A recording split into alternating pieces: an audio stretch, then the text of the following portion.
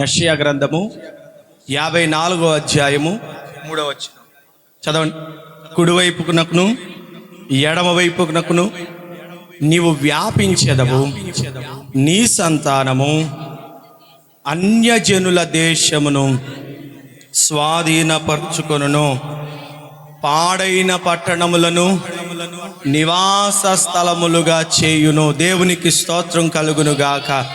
కుడివైపునకును ఎడమ వైపునకును నీవు వ్యాపించేదు. దేవుడు ఏం చేస్తారంటే ఈ మాసము వాగ్దానమందు విశ్వసించిన ప్రతి ఒక్కరి కుటుంబాలను, ప్రతి ఒక్క సంతానాన్ని దేవుడు నలుదిశలా వ్యాపింప చేయబోతున్నాడు.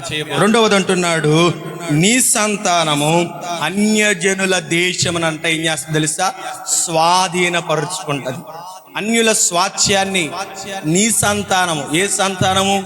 దేవుని యందు భయభక్తులు కలిగి ఆయన అడుగు జాడలు నడుస్తూ ఆయన యందు నమ్మిక ఉంచుతూ లోకమును పాపమును తన దగ్గరికి రానివ్వకుండా క్రీస్తు కొరకు, దేవుని కొరకు పవిత్రమైన జీవితం జీవిస్తున్నటువంటి వారి కుటుంబాలు, వారి బిడ్డలంట ఏం చేస్తారో తెలుసా? దేశంలో ఉన్నటువంటి అన్యజనుల స్వాస్థ్య భూములను వారు స్వాధీనపరుచుకుంటారు. రెండవది అంటున్నాడు, పాడైపోయినటువంటి పట్టణములు. అది ఒకవేళ పాడైనటువంటి జీవితాలే కావచ్చు, నిర్జనమైనటువంటి ప్రదేశాలు, ఒక విధంగా జీవితాలే కావచ్చు, బ్రతుకులే కావచ్చు. అవి పాడైపోయి విడిపోయి చెడిపోయి దూరం అయిపోయిన కుటుంబాలే కావచ్చు. ఏమవుతాయో తెలుసా? దేవుడు అంటున్నాడు, అవి నివాస స్థలాలుగా, ఆ పాడైనటువంటి పట్టణాలను, పాడైనటువంటి స్థలాలను దేవుడు నివాసాలకు యోగ్యమైన రీతిగా మార్చబోతున్నాడు. ఈ మాసపు వాగ్దానము మీ అందరి జీవితాల్లో నెరవేర్చునుగాక. వాగ్దానము ద్వారా మనందరి కుటుంబాలను దేవుడు స్థిరపరచునుగాక. నలుదిక్కుల వ్యాపింప చేయునుగాక. అన్యజనుల స్వాస్థ్య భూములు మన సంతానము స్వాధీనపరుచుకునేటట్లుగా చేయునుగాక.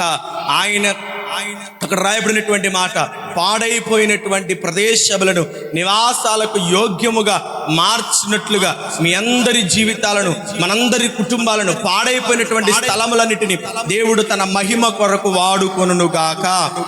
వాగ్దానాన్ని మనందరం విశ్వసిద్దాం. మనందరి వాగ్దానం ప్రకారం నెలవంతా ప్రార్థన చేద్దాం. చాలా